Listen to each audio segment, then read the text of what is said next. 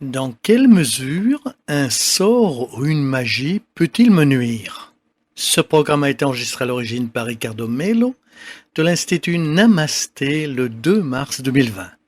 Les audios sont préparés par des volontaires de la pilule de l'Évangile. Notre équipe de collaborateurs a toujours besoin d'aide. Soyez vous aussi volontaire dans notre cause.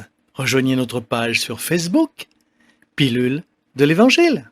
Bonsoir mes chers amis, bonsoir, une très bonne soirée à vous tous. Avec l'affection habituelle, nous commençons une autre pilule nocturne de l'Évangile, pour mieux recommencer la semaine.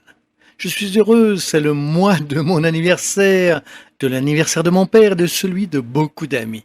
C'est un mois très spécial pour nous. Beaucoup de lumière et de paix pour votre cœur et pour votre vie. Vous le savez déjà, les pilules nocturnes sont nos bonnes paroles. Ce serait bien que vous connaissiez notre travail social et que vous nous adressiez votre question. Aujourd'hui, je voudrais répondre à la question envoyée par Evandro, qui nous raconte une histoire de problèmes familiaux. À la fin, il demande « Ricardo, à quel point une personne peut-elle nous faire du mal à travers un travail de magie noire ?» C'est le genre de question qui signifie quelque chose comme ceci. Quelqu'un a fait une sorte de travail avec la magie ou quelque chose comme cela. Et il est très inquiet parce qu'ils se sont affectés par cela et a posé cette question. J'ai bien aimé la question car nous avons toujours des sujets sur ce mauvais œil, sur la façon dont les esprits peuvent nous nuire, des choses de ce genre. Question et réponse très claire. Le mal n'a pas de pouvoir en lui-même. Nous donnons le pouvoir au mal de se propager parce que nous nous éloignons de la présence du bien.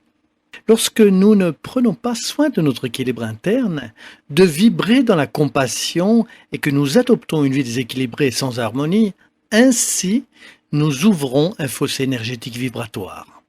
Par conséquent, bien sûr, diverses formes de déséquilibre peuvent nous affecter, y compris les énergies négatives envoyées par les autres. Nous devons dire la vérité, cela peut arriver.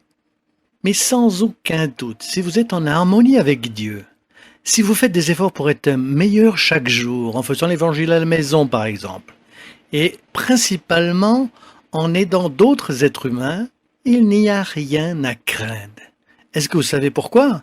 Parce que depuis que le monde est monde, la jalousie existait déjà. Malheureusement, dans le monde des épreuves et des expiations dans lequel nous sommes encore, il y a toujours des gens qui veulent nuire aux autres.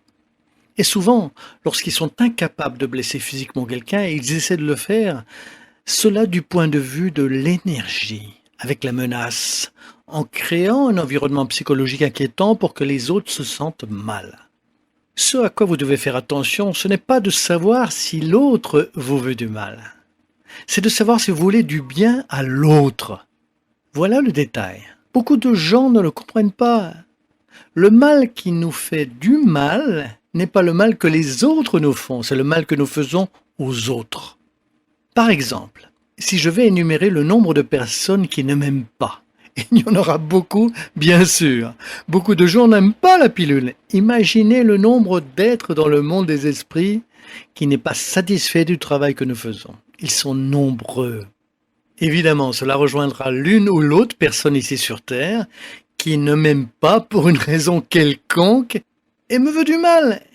Il a de la jalousie ou du ressentiment. Mais imaginez si j'allais m'inquiéter en y réfléchissant sur le sujet. Certainement, je ne ferai rien d'autre dans la vie. Il en est de même pour n'importe qui d'autre et aussi avec vous. Ce que j'ai appris avec les amis spirituels et surtout par Jésus, c'est « Laissez briller votre lumière ». Nous avons tous des défauts, j'en ai beaucoup qui me gênent, mais au moins, si chaque jour nous embrassons le désir sincère d'amélioration, si nous nous efforçons, les êtres du monde des esprits qui éventuellement s'approchent de nous avec des vibrations inférieures, ils essaieront de nous affecter, mais ils n'y parviendront pas. Car notre connexion spirituelle avec des esprits nobles, car nous vibrons dans la prière et aussi parce que nos exemples nous protègent. Alors Evandro et amis, Concentrez-vous sur les bons exemples. Concentrez-vous pour être de meilleurs êtres humains chaque jour. Concentrez-vous pour cultiver la lumière et définitivement, aucune forme d'obscurité n'aura le pouvoir sur vous, car c'est une question de logique. Si la magie avait du sens pour nuire aux autres, dans 100% des cas, tout simplement parce qu'une personne voulait du mal à l'autre, alors l'humanité n'existerait pas.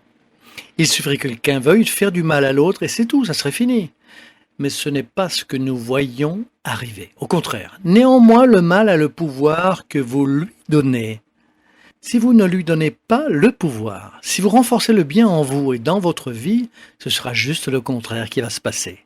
Celui qui fait le mal, en accompagnant les esprits inférieurs, change, évolue spirituellement avec eux. Ou alors, vous décidez de vous éloigner car vous ne pouvez rien faire. En fin de compte, qui détermine ce qui va se passer ou non avec vous, c'est vous-même et pas les autres. Lumière et paix mes chers amis et à bientôt, à très très bientôt.